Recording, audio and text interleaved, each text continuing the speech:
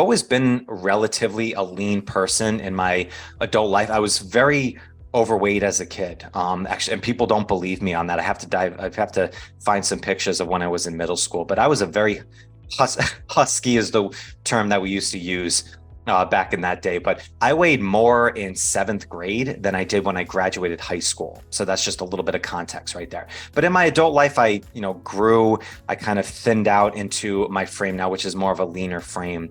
So I always seemed like I had that V shape to me, but I never took nutrition very seriously for a while. I always trained hard, but was never in that real definition based cut that I had. And I never just went so deep into understanding the nutritional side of it till about 3 years ago when we were making some changes with the team that I worked on and started getting into tracking everything that I was doing. I was tracking my macros. I was playing around with a lot of different ideas with it. And I really built the skill of nutrition of what I do now and understanding it. And I got amazing results right off the bat, like really shredded down.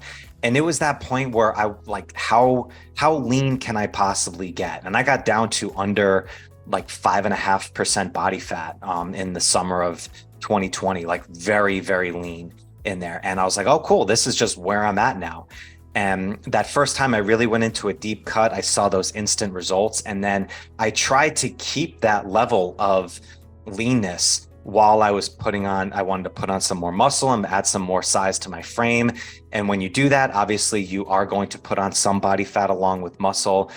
And then what I did though, is I thought I started to see a little bit of that bulk come up. I started to lose a little bit of that definition. It started to play with me a little bit psychologically. So I went right back into a cut again. And then it didn't work as well. And then I started to build back up again and then went down to a cut again. And what I realized is that every time I went back into a calorie deficit or trying to shred back down, it was a very different experience than that first one. So my body actually essentially started to fight back on me. I wasn't able to lose body fat at the same rate again. And it was kind of really playing with my mind quite a bit. And this is kind of a small sample size of what I've seen other people do with the really damaging things you can do physically and mentally to your body. But I think the bigger part behind it is that there's this concept still that I see where we think that we have a goal, and then once somebody achieves it, then it's like the Disney happily ever after, sail into the sunset, and then you just sustain and you maintain that strength afterwards, you maintain that success afterwards. That's not reality. That's not life. It's a beautiful movie concept, and we see all these different, ideas and these storylines where it's you face adversity and then you come to, and then you see that big change, and then it's the big fight scene at the end, and then everybody's, victorious, and then, the credits go, and then you think that that's just the ending of it. But in real life, it goes in waves. It can be very challenging. You need to wave that load a little bit. And that's what Jason was talking about in this post, is because it's very easy to look at these insane, physiques on social media and think that this is just year-round stuff that you can do. Once you get there, then you just stay there forever.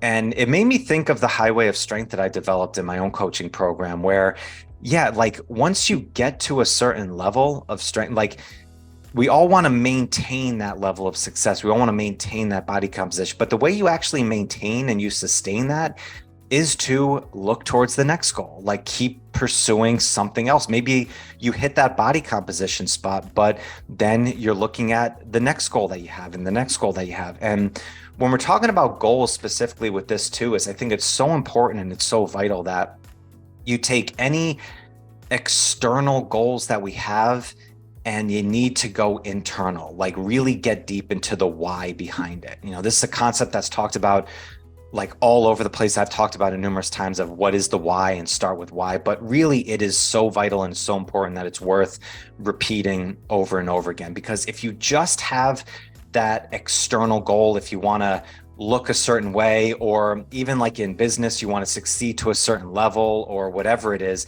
if it's something external that you're trying to bring in and you don't have an internal reason behind it, then even if you get there, it's going to be a fleeting moment and then it's just going to disappear really quickly. It's not going to be something that is driving you internally inside. So because it is really challenging to hit goals, like these waves pop up, it's very hard to get down to that low body fat percentage. It's very hard to build a sustaining business. It's very hard to have a meaningful, long lasting relationship. Like if you're just looking at the external things, then it's going to fail very quickly because adversity is going to come up. If it's coming internally, if you get really the deep reasons behind it, why, then when those times come, that is going to help fuel those times inside. And then you're going to be able to handle those waves. So with this example of body composition that Jason put up, yeah, like how to stay shredded all year round. The truth is, like, the best way to do that is you go into a phase where you're not seeing that same definition. You go into reestablishing your metabolism, of building maybe a little bit, gaining that strength, and then going back down and being okay mentally of knowing that your body's going to look a little bit different. The best way to do that is to really get internal and be, what is the real reasons why I'm doing this?